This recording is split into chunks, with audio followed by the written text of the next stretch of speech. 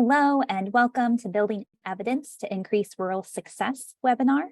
My name is Angela Hoffman-Cooper and I use she and her pronouns. I'm the Director of Conference and Events with ASH, that's the Association for the Study of Higher Education. And it's my pleasure to welcome you today to this webinar that is offered in partnership with Ascendium. Thank you for being here. Today's webinar has closed captioning enabled using Zoom AI. You can select the Show Captions icon or the CC icon on the bottom of your screen for those captions to display. Note that this might be under the More option on the bottom menu, depending on the size of your Zoom window. This webinar is also being recorded. If you're joining us after this event and viewing this recording on YouTube, you may select the CC icon on YouTube for captioning. I would also like to take a moment to acknowledge the land that I'm joining you in virtual community from today. I'm joining with you from the Anishinaabe homelands and ceded territory established by the Treaty of 1842. The Squamish Bay region is home to the Bad River and Red Cliff tribes, located adjacent to Lake Superior, or Gitchigami, in what is today known as northern Wisconsin. I acknowledge and respect the many Indigenous people, past and present, connected to this land, and I understand my actions in this space and community have impact on the people, land, and waters of this area. I invite us each to reflect on the history and enduring presence of the land and people we are in relationship with as we tune in from our respective locations. I also want to share my enthusiasm for this webinar today. This webinar is co-hosted through a partnership between ASH and Ascendium. And today, representatives from Ascendium, American Institutes for Research, AIR, and researchers selected to participate in the Ascendium Education Group's Building Evidence to Increase Rural Learner Success initiative will discuss the importance of centering rural learners and institutions in research. We'll also have the opportunity to learn more about their research projects that are exploring promising strategies for eliminating barriers to post-secondary success for rural learners. As we engage today, we will be using the Zoom webinar platform for today's discussion. You are welcome to say hello in the chat and where you're joining from. And then you can also enter questions during the session in the Q&A box. Also, ASH staff will be behind the scenes to assist you should you have any questions for us or need any support with your experience during the webinar. You're welcome to send me a private chat here in Zoom, or you can email me at my email address that I'll drop in the chat there. We also have our virtual events code of conduct. ASH is committed to providing a safe, productive, and welcoming environment for event participants. For more information, you can visit our code of conduct website that I put in the chat as well. With that, I know I'm excited for our discussion today, and I hope you are too, with our esteemed hosts and panelists. With that, I will turn it over to our hosts, Kirstin Yeado with the Ascendium Education Group, and Billie Day with American Institutes for Research to take us forward today. Thank you so much. Great. Thanks so much, Angela. And thanks to you and the entire ASH team for hosting today's webinar. We're really thrilled to be sharing more information about the Building Evidence to Increase Rural Learner Success initiative, which is funded by Ascendium Education Group and managed in partnership with the American Institutes for Research, or AIR team. We are really pleased that all of you are joining us from across the country, so welcome. We are going to go ahead and dive right in. Here is an overview of today's agenda. We will momentarily start off with a few introductions so you have a sense of who's in the virtual room today. And then we'll move into a brief overview of what the Building Evidence to Increase Rural Learner Success initiative is. And from there, we'll provide a deeper overview of some of the specific projects that are underway as part of this work, and then move into what I think will be the most exciting portion of the day, a panel discussion with some of the researchers who are leading research projects as part of this initiative. And before we dive into the content, a quick reminder that you can use that Q&A function to submit any questions throughout the webinar today, and we will try to get to those. So let's dive into introductions. My name is Kirstin Yeado. I'm a Senior Program Officer with Ascendium Education Group, where I manage our rural post-secondary education and workforce training grant-making portfolio. Ascendium is a national philanthropy based in Madison, Wisconsin. And as I mentioned, we are funding the Building Evidence to Increase Rural Learner Success initiative. I'm going to turn it over to my colleague, Billie from AIR, who is partnering with us on this work. Billie, want to introduce yourself? Hi, yes, thank you. My name is Billie Day. I'm a senior researcher at American Institutes for Research, and I am supporting this project. I'm really excited to do so. Great. Thanks, Billie. All right, so just a little bit of background. For those who may not be familiar, I'm going to provide just a very quick overview of who Ascendium is, and then turn things over to Billie to talk a little bit more about AIR. So Ascendium is a nonprofit organization committed to ensuring that more learners are able to reach their education and career goals. And in addition to being a federal student loan guarantor, we are also a growing national philanthropy that is focused on ensuring more learners from low-income backgrounds have an opportunity to earn degrees or credentials that provide a path to good jobs and upward socioeconomic mobility. As a national philanthropy, we are focused on changing the systems that often make it difficult for learners to succeed, especially learners of color, first-generation learners, learners who are incarcerated, and those who are in rural communities.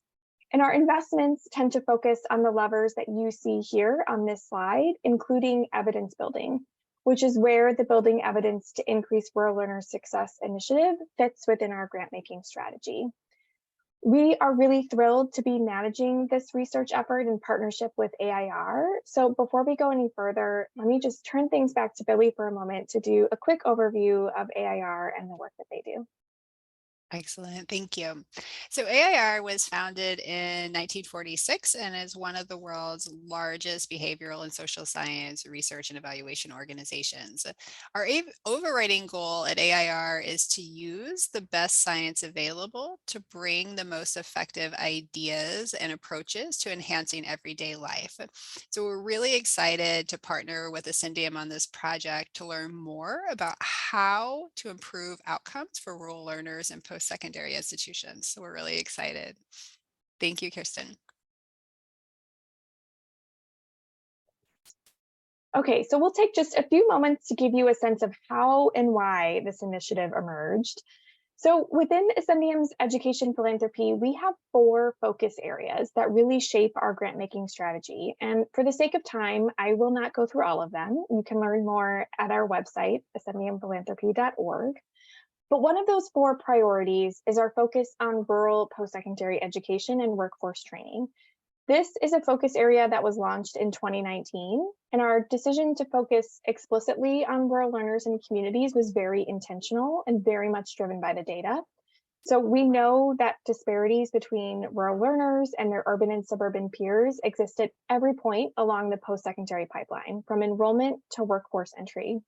And we also know that philanthropic dollars overwhelmingly tend to support more urban and suburban communities. And so we at Ascendium realized that if we wanted to be serious about lifting up opportunities for all learners, we simply could not ignore the nearly 20% of the population that is defined as rural.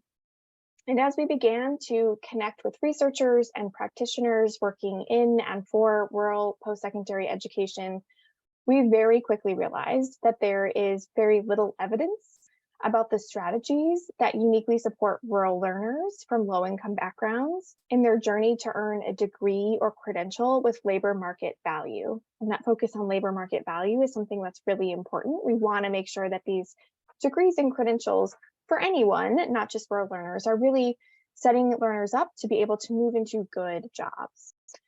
And so this challenge, that gap in evidence that centers unique rural context and learners, is something that we hope to close through the Building Evidence to Increase Rural Learner Success initiative.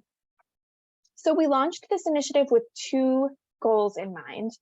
The first goal is really to close gaps in existing evidence on policies, practices, and programs that are effective in providing rural learners from low-income backgrounds with successful pathways through post-secondary education and the workforce.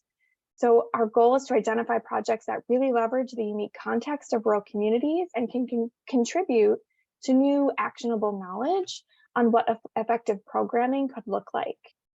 Our second goal is about strengthening our understanding of how post-secondary and workforce training providers successfully implement evidence-based solutions.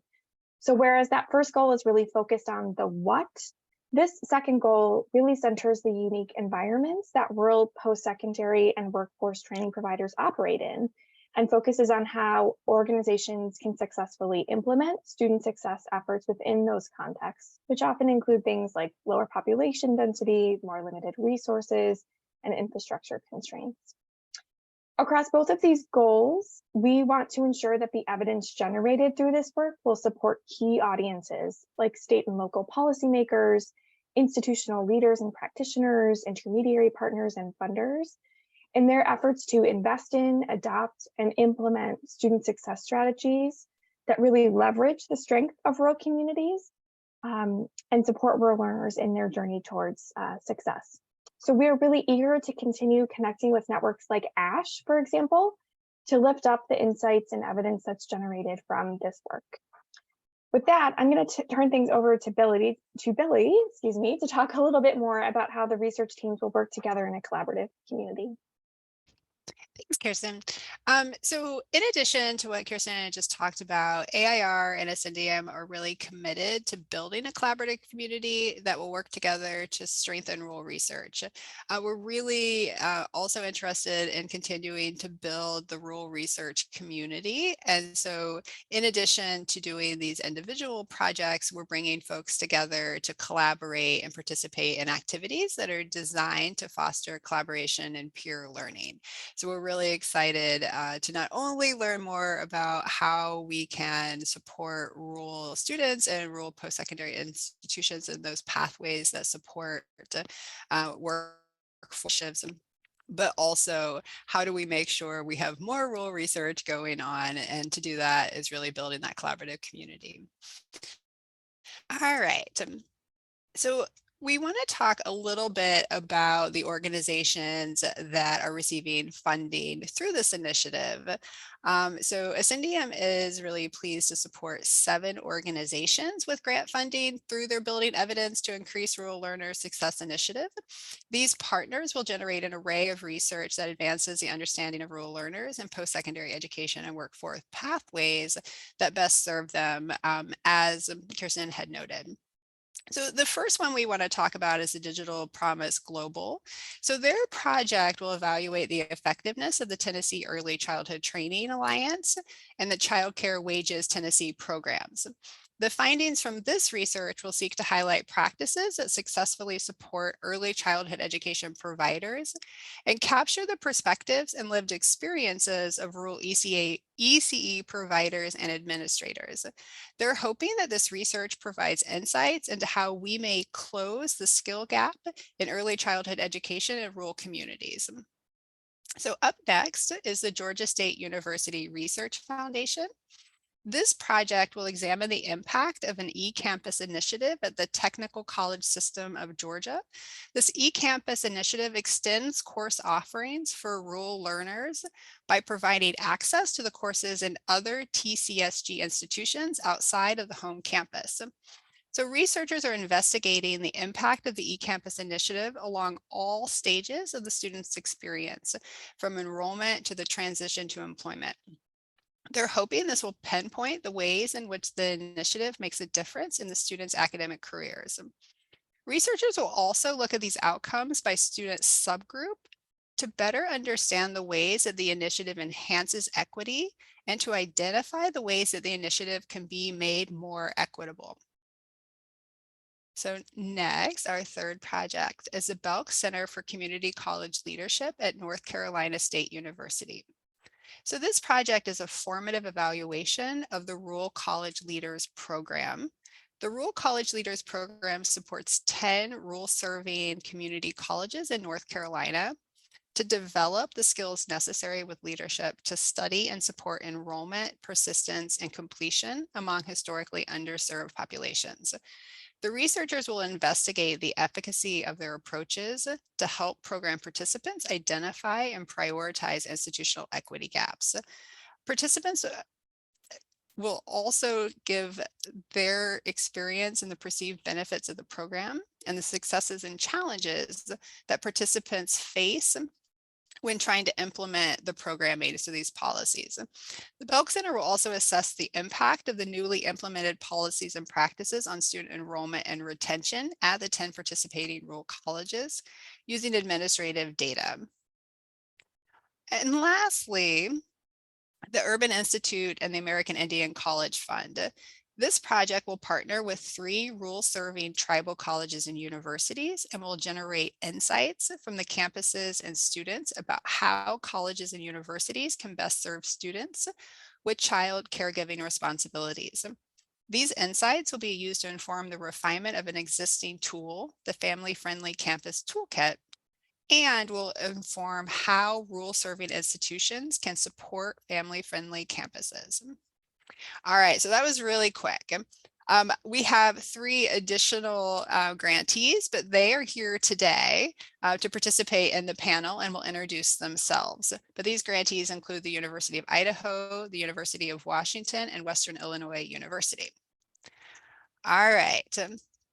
So just really briefly, here are the folks that will be participating in the panel: Dr. Soria, Dr. Kate, Dr. Delaney Barman, Dr. Picciotto, and Dr. Meeker.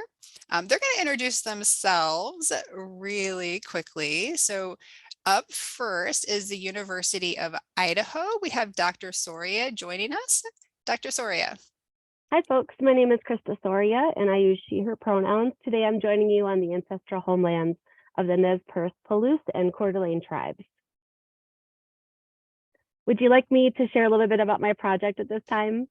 Yeah. Excellent. Okay, the purpose of my project is to examine the programs and practices that improve rural college students' academic and psychosocial outcomes in higher education, and also facilitate rural college students' successful transitions to the workforce. I'm prioritizing the experiences and viewpoints of rural college students who've been historically marginalized, systemically excluded, or underserved. And in particular, I'll pay attention to the intersectional nature of students' identities because, of course, rural college students are not a monolithic group. And data suggests that some rural learners, like caregivers, adult learners, or low-income students, tend to have lower degree completion rates compared to their peers. As a part of this project, I hope to build a consortium of rural colleges and universities. I'm calling it the Assessing Rural Education Assets and Strengths, or AREAS Consortium, to collect and share data related to rural college students' experiences. I hope to share the data publicly on a website so that students, researchers, policymakers, staff or faculty, and administrators can utilize the data to advocate for rural college students. Thank you. Thank you, Dr. Soria. All right, from the University of Washington, we have Dr. Kate. Hi, everybody. Thanks for the introduction. As you've already said, I'm Leandra. I'm from the Community College Research Initiatives, which is a research unit embedded in the University of Washington. Our project is really exciting. It's national in scope. We are examining mentorship opportunities at rural serving public community colleges.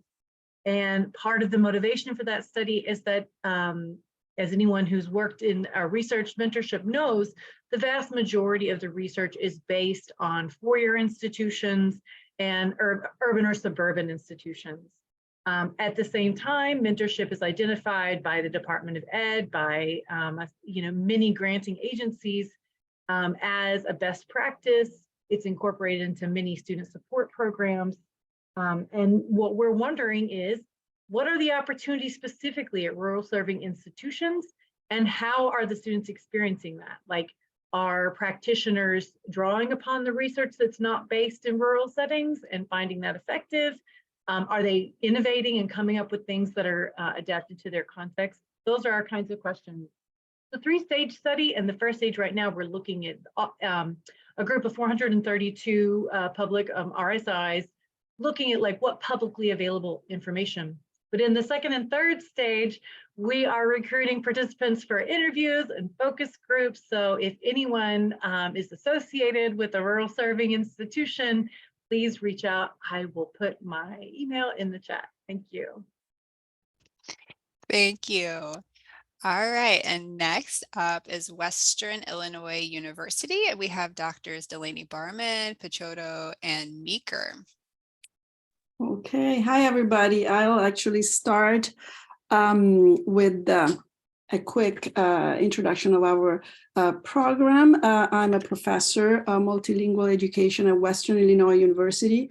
And our study focuses on the ways in which the Western Illinois University paraprofessional teacher education option is creating conditions, policies, practices, and structures that facilitate the attainment of a post-secondary degree, be in education, and also teacher licensures. So from early childhood, elementary education, special education, specifically for rural low-income paraprofessional entering the post-secondary program with diverse educational backgrounds, not exceeding an associate degree. So this project is an in-depth examination of a unique alternative pathway to post-secondary education and access to the teaching workforce serving rural, low-income, and diverse learner. Just a little bit about the context of this. We are located in Western Illinois in a rural area. We serve a mixed population of rural, suburban, and urban students. And again, we created a kind of a program within our strong and long-standing teacher education program.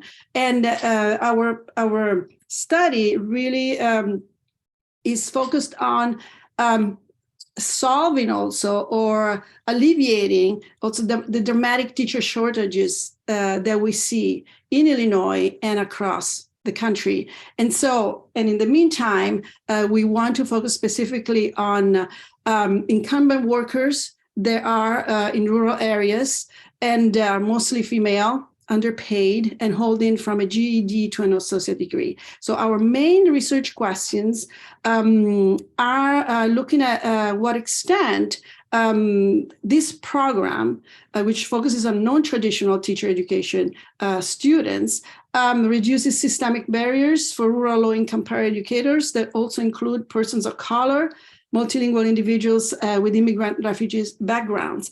We also want to see how a four-year state university serving a rural region successfully creates and sustains flexible pathways toward post-secondary degree completion and professional credentialing, leading to incremental career elevation and expanded employment opportunities for traditional low-income and underrepresented rural population. Also, what type of experiences, program, and support integrated in the non-traditional alternative pathway positively impact low-income and diverse rural learners program persistence and completion rates, and ultimately improve job placement and career advancement. So we are focusing on a sample of 40 low-income paraeducators, and we also, and so we'll use interview surveys, and we also to listen and to their voices and experiences, and at the same time we want to hear from program coordinators, program advisors, student mentors, faculty, and university administrators to get a full view of the mechanisms of this program. Thank you. Dr. Laney Barman, Dr. Meeker, do you want to add anything? No, I think Carla covered it. Excellent. All right. Thank you for these overviews. It's really helpful to learn a little bit more about the projects. So we're going to get started with the panel, but before we start, I want to remind audience members, if you have any questions, please enter them into the chat or to the Q&A feature. We'll be using both of those, and we'll be sure to get those questions to the panelists.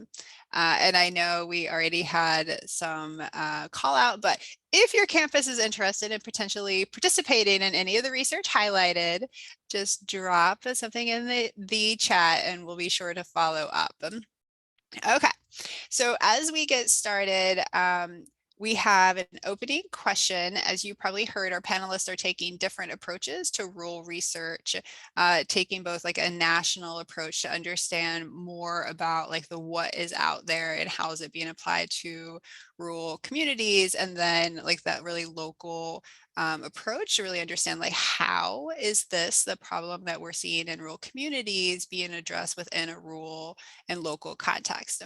So panelists, can you tell us a little bit more about why you selected your approach and what the implications are for your research?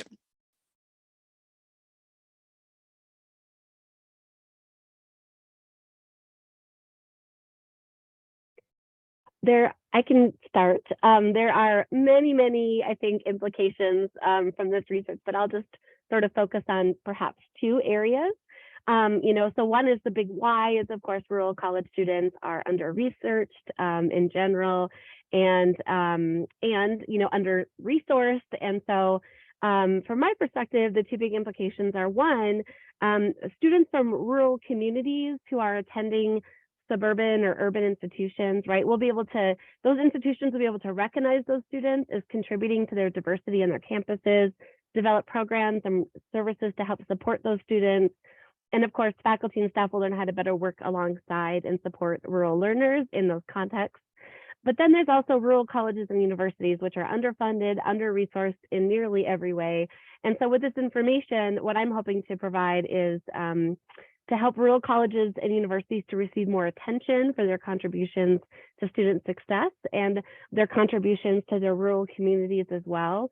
And hopefully with that attention, they'll receive some of their needed financial support to help them thrive and support even more students and provide an even greater impact on their communities. Thank you, Dr. Soria.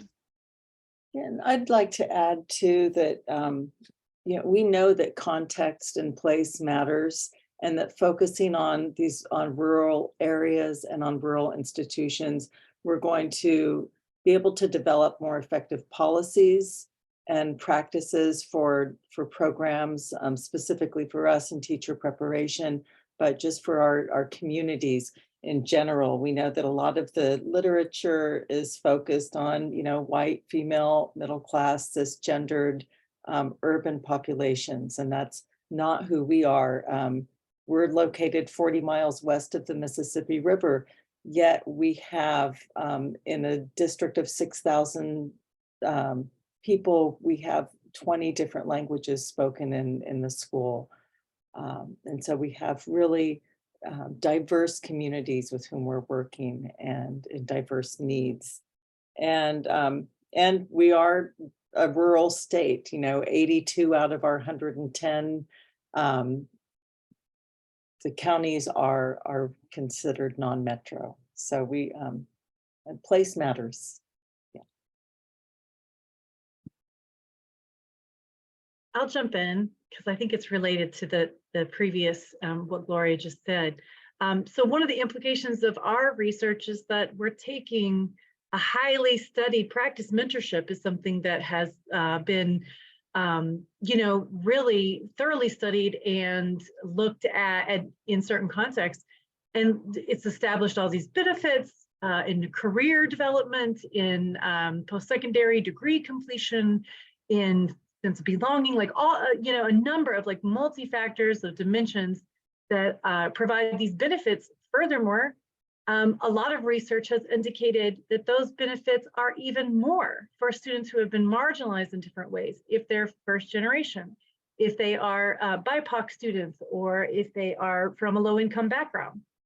And yet at the same time, when we think about those students who are marginalized in certain ways, they're in these rural community colleges, and we don't know that much about what they need in terms of mentorship or what kinds of models are effective for them.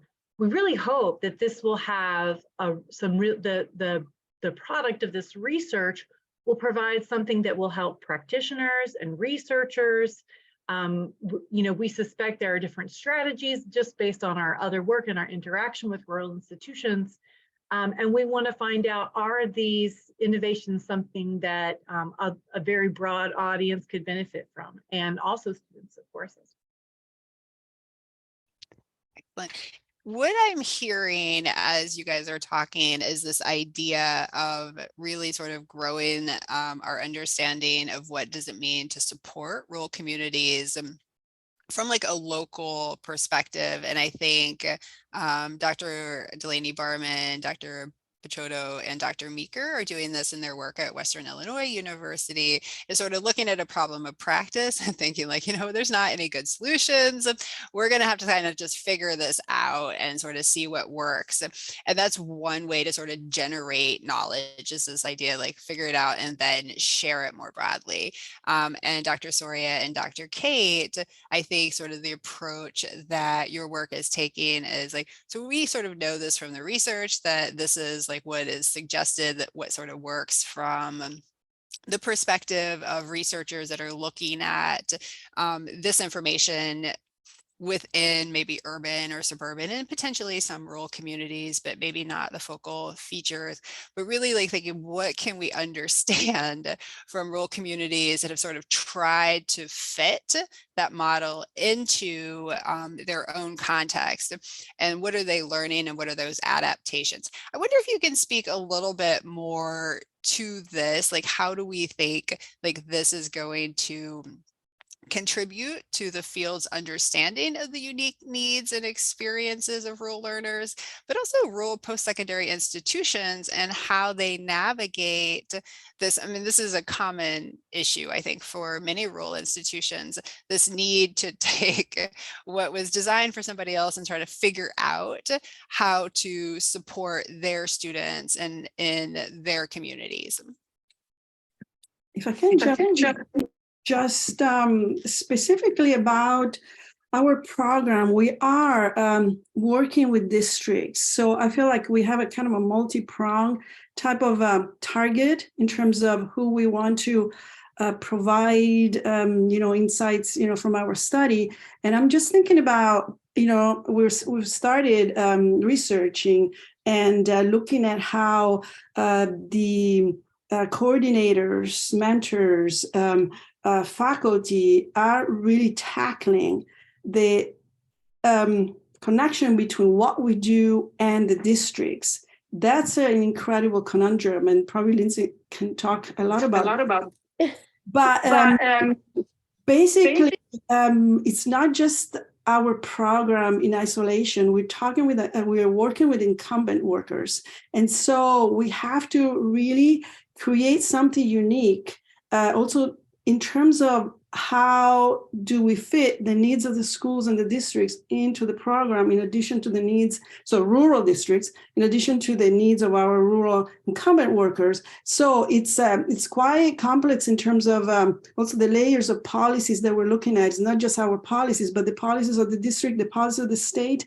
How do we allow, for example, our incumbent workers, us in the sense of the old system, to, for example, student teach? I find that that's incredible, just to make sure that these students that have often financial, restricted financial resources, restricted time, they are geographically isolated or far from our campus. And in addition to that, they have so many rules that they have to navigate in terms of addressing the laws, and in this case, just student teaching. It's incredibly complicated. So just looking at those mechanisms so we can also inform the various agents in terms of what we found out and what perhaps is a good way to. And I think some of the things that have been helpful for us is we do have project directors that oversee our incumbent workforce pathways. I'm one of those. And so it's a lot about relationship building. It's a lot about understanding what systems are working for you right now and what maybe aren't or what's missing. And so even outside of this research component that will give us much more depth to that knowledge, right? A much clearer picture of which supports are most effective and maybe which ones aren't effective at all.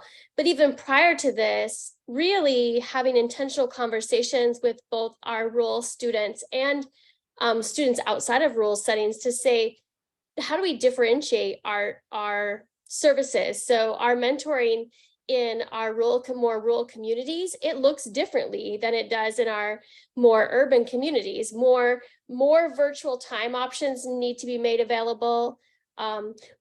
We have found that that's different. The in-person option actually wasn't successful because they needed to drive so far for these different mentoring sessions. And so we found we needed to offer more virtual. We also needed to lean into a social work component. So many of our rural participants in our programming, they're also parents. They're also, working hard to contribute to their communities. And so we had to think about how do we help them learn to manage their time. And so we added a social work life planning component that was very successful, but we wouldn't know any of that without the relationship building with our students. So I think that that's one of the most important components. And then, yeah, we could talk all day about student teaching and meeting ISBE regulations, but we don't have time for that. But it's been a huge constraint for us. And hopefully through this research, we'll be able to really identify pathways that work for people to stay employed, earn their degree, and as well as licensure, right? Because what we don't want to see is that they stop at degree because licensure is too difficult to attain. So that this research will help us develop that further. I can speak to that a little if we have time.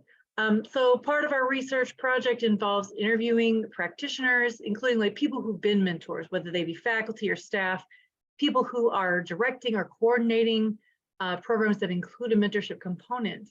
And part of our questions when we speak to these participants involve asking them how the program came to be, why it takes the form that it does. And part of that is us being really interested in how they're receiving research-based models of mentorship, how they're implementing them, if they're finding them effective in the rural context. But part of it is also wanting to understand, like as an organization, how institutions are identifying a need for student support and how they're going about implementing it, what the contextual factors are. Is it resources? Is it human resources? Is it requests from the student body? Is it based on student input? We're really interested in developing a model, not only like how students experience these mentorship programs, but what function they serve within the institution and the community. And I think from my project's perspective, I'm looking to highlight the strengths and the assets of rural learners and their institutions, while at the same time drawing attention to the very systemic disparities that have affected and persisted over time rural communities, rural colleges and universities, and rural students.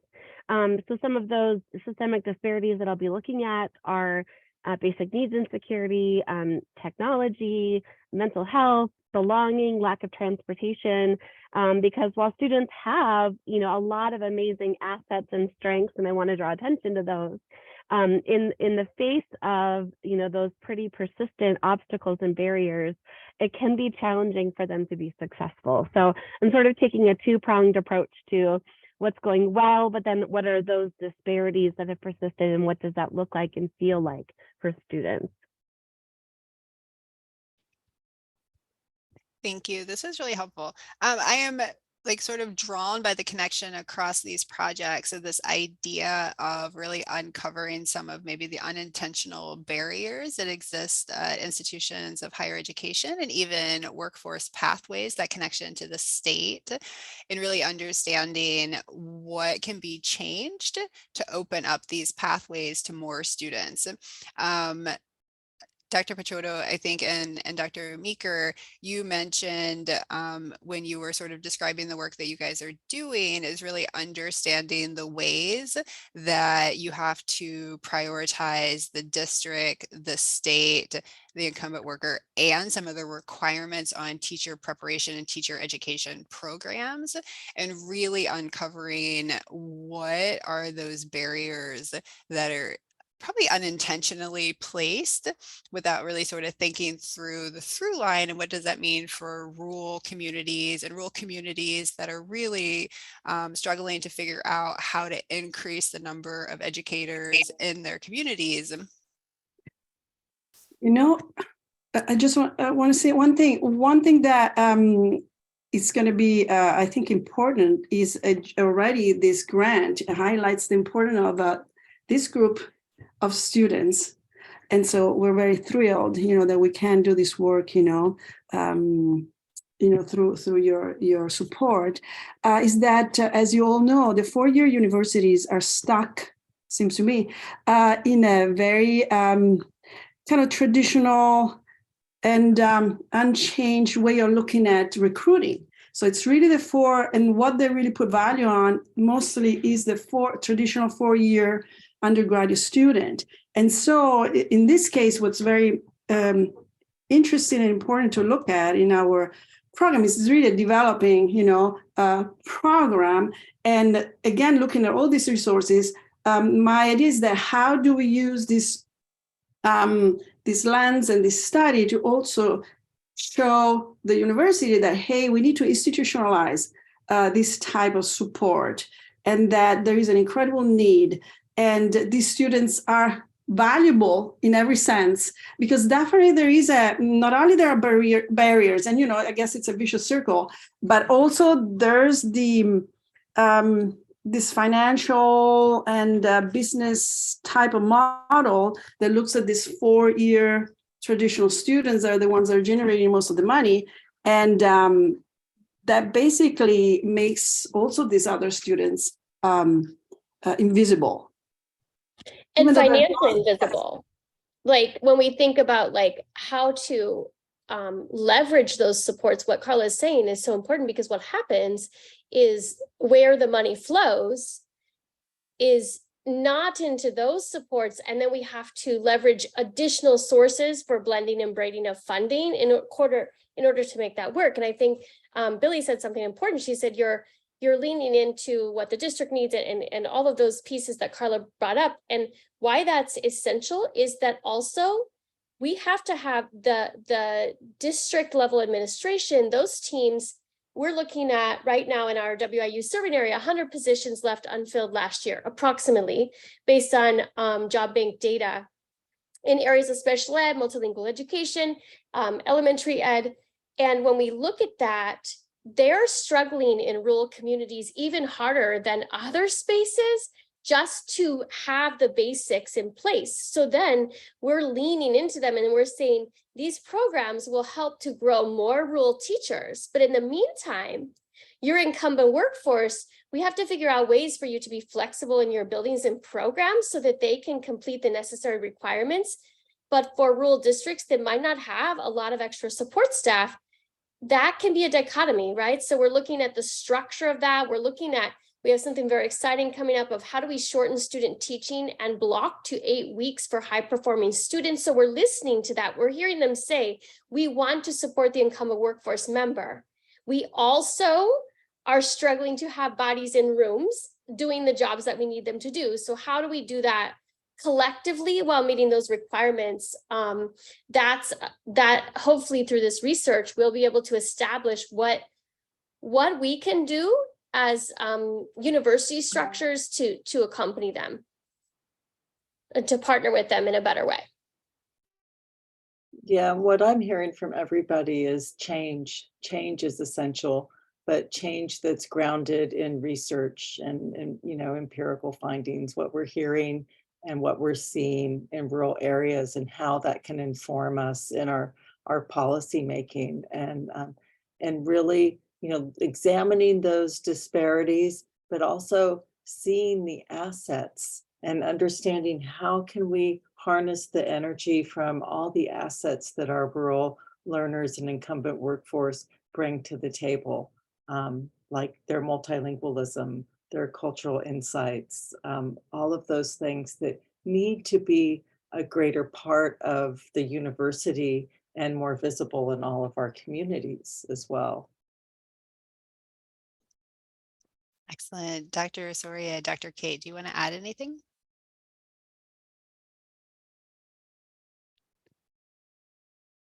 All right. So this again is just for our audience. If you have questions for our panelists, please take a minute. You can put them in the question and answer. You can put them in the chat, and we'll make sure we get these to our folks. But in the meantime, I wanted to draw this connection, and I know Dr. Meeker had just talked a little bit about this, same with Dr. Delaney Barman, is this idea of the findings for the research that you are doing is larger than like just this project. I am curious if you can talk a little bit about how you see the learnings gained from your work being used to ensure that more rural learners, especially those from low-income backgrounds, are able to earn a post-secondary degree or credential, really leading to sort of valuable workforce placement.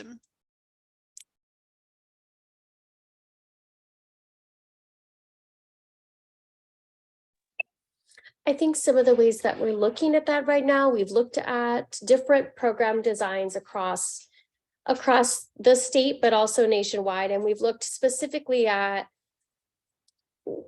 where did some of the rural programs fall apart, or where did programs for BIPOC students fall apart? Because actually our rural students are quite diverse in our WIU serving area. And what we found was, okay, managing a full-time schedule is really hard. And so we designed course formats so that they only need to take 2 to 3 courses at a time, but still be a full-time student. Because the other piece is, you know, what I'm hearing from especially our rural members is, you know, I'm barely making it on my income now, because a lot of times our rural schools, as far as for paraprofessionals, the pay rate is very low based on the, you know, an inequitable tax structure and how we fund schools. So they're already functioning at a very modest and oftentimes poverty level income. So they don't have time, right? We're hearing them say, we don't have time to spend 6 more years getting a degree. So we've backed up and looked at our course structure and said, how do we meet course outcomes in different ways so that maybe they can take 2 or 3 courses at a time, but still actually be a full-time student? How do we make sure that those courses are all accessible at night? And a lot of our rural participants are also parents, right? And they're saying, I need to be able to do this after my kids are in bed. Like, how can we make that work? Because I don't have access to, you know, childcare right down the street. Or so those are some of the things that we're finding and barriers that we're removing right now. As far as thinking about that completion rate all the way to degree plan, we're working closely with community colleges so that we can better take in their AAS degrees and additional degrees, associate's degrees, so that we don't lose ground, right? And so a lot of times our rural members might have gotten an associate's degree online through maybe a state qualified university, but maybe somewhere else, right? And so how are we working to take in as many courses as possible based on the kind of access that they have to higher education? But we have about 98% of retention rate right now for our rural participants in our para pathways. So I think continuing to see them through the licensure part and field work and student teaching will be a big focus for us. But we are seeing high retention rates right now and trying to learn from our failures and support. Thank you. I'm going to chime in here if that's okay. So one of the really fascinating things we found so far is that there are many mentorship programs, at least among the publicly available data, that contain some sort of career component. But on the other hand, like some kind of career development or career coaching component, but it's less clear if the students are able to connect with mentors who are in a potential career for them and you know, sort of helping them to build a pathway into the workforce. Another thing that we learned from our previous work with rural institutions is that many times community college students begin, in particular in rural areas where there may be only a few industries in which most people are engaged. They may not know, so they go in, they say, oh, I kind of like biology, but without a clear sense of like what kinds of jobs might be available at the end of that pathway. And research from non-rural context indicates that, that knowing what your career path is really helps you, not only in terms of increasing rates of completion, but also reducing credit loss, because students begin on a pathway that they have a more concrete sense of where they're headed. And so part of our project involves not only talking to students in focus groups and interviewing practitioners, but also providing these practitioners with a model and a sort of summary, disidentified of course, but a summary of how their students are experiencing these programs. And one of our variables is career coaching or career pathways, in the extent to which these mentorship programs are incorporating that. And also for our learning, what kinds of innovations are going on that are just sort of undocumented in the research.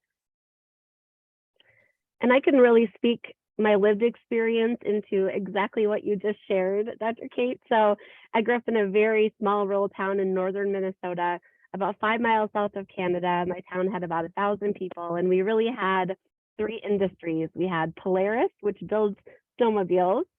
We had the hospital to support the workers, and then of course the schools, right? And that was sort of it. And as a first-gen student, as a low-income student going to college for the first time, for me, I didn't have those were my models, right? Like the only adults I knew with college degrees worked in those settings. And so we didn't have that mentorship for different types of education. And when I was an undergraduate, my 2 favorite classes in high school were English and psychology. So I double majored in English and psychology and graduated without that clear career pathway. And that happens, I think, over and over and over again. And so what I'm really interested in is also like the pre-college support that students have received, right, where colleges can come in, because at the point of entry into, college, that those students are starting and they're sort of expected to declare that major. They're expected to choose, right, even before they begin. And so how can we help them shore up that pre-college support? How can we develop stronger partnerships between industries and pre-college education, but also then college education, right, to get those students to have those pathways, to identify those careers, right, to see themselves in those positions. And I think that's why the research of both teams is so valuable, is you're really both focused on that. What does that pathway look like, or how can we, shore up that pathway, and how can we make those pathways more sustainably scaled across lots and lots of different institutions. So I think that's what's so beneficial about your research as well. And I think that's key, and not just for my own lived experience, but looking at I'm still the only person in my family with a college degree, but my extended family, my classmates, right? So many folks were on that journey and dropped out. We're on that journey without that pathway and left. We're on that journey and did not complete because they did not have that model. They could not see the possibilities of what was out there for them. Excellent. Thank you. I do not see any questions in the chat. Dan, I know you're on. Are there any questions that are coming in that are not visible to me?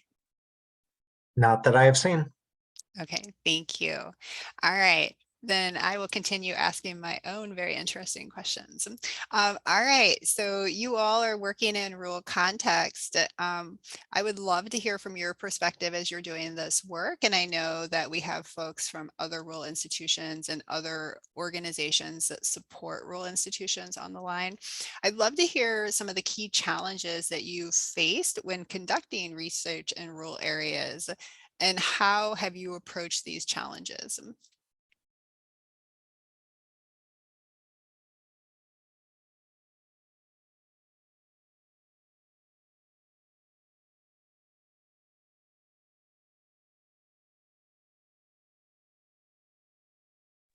Well, I can go. Gloria and I actually have been researching in rural areas, for 20 years in different parts of the world and also in Illinois.